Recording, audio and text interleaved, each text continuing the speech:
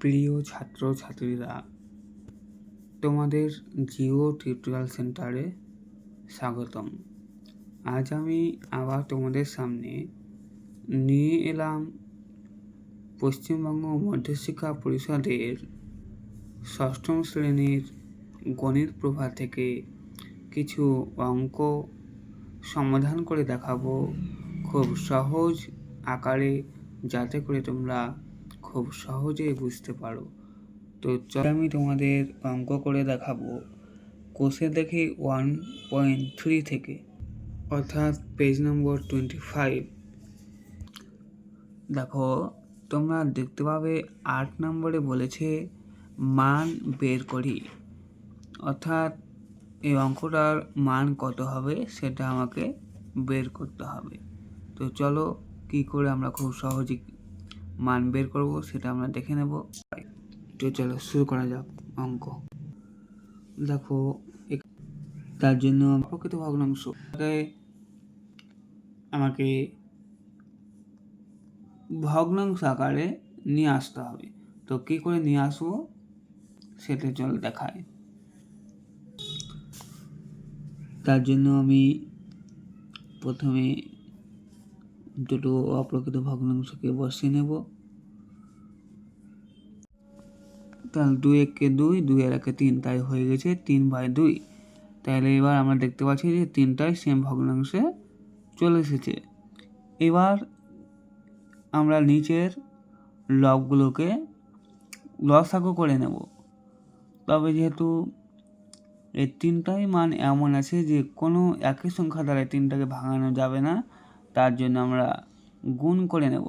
যদি গুণ করি তবে পাবো 42। এবার এই হরের সঙ্গে এই লসাগু করে যে 42টা পেলাম ভাগ করব। তাহলে যদি ভাগ করি তবে কত পাবো? 6 7 42, অর্থাৎ 6 পেলাম। তাহলে 6। এবার গুণ চিহ্ন দিয়ে ওপরে লবটাকে লিখে দেব। সিমিলারলি ভাবে একইভাবে করব। 3 14 42 গুণিত 2। আবার তার পরেরটা যদি করি তাহলে হয়ে যাবে 21 2 42 গুণিত 3।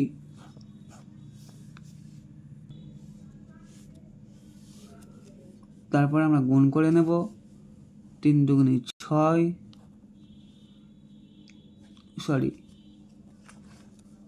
6 দুগুণে 12 প্লাস 14 দুগুণে 28 প্লাস 3 21 63, সেম 42 নিচে রেখে দেব। এবার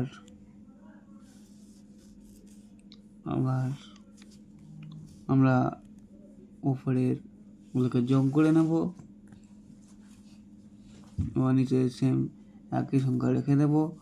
যদি যোগ করি তাহলে আমরা কত পাবো যোগ করে নেব। এবার আমরা যোগ করে 103 পাবো। তাহলে উপরে যেহেতু লব বড়, নিচের হর ছোট, তাহলে আমরা এটাকে ভাগ করে নেব।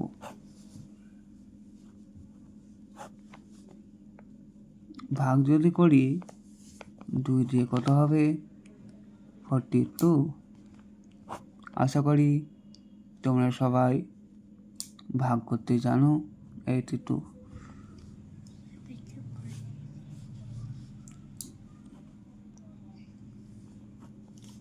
এই 19টা আবার এখানে চলে যাবে এবং নিচে 42 হয়ে যাবে, অর্থাৎ এর অ্যান্সার হবে 2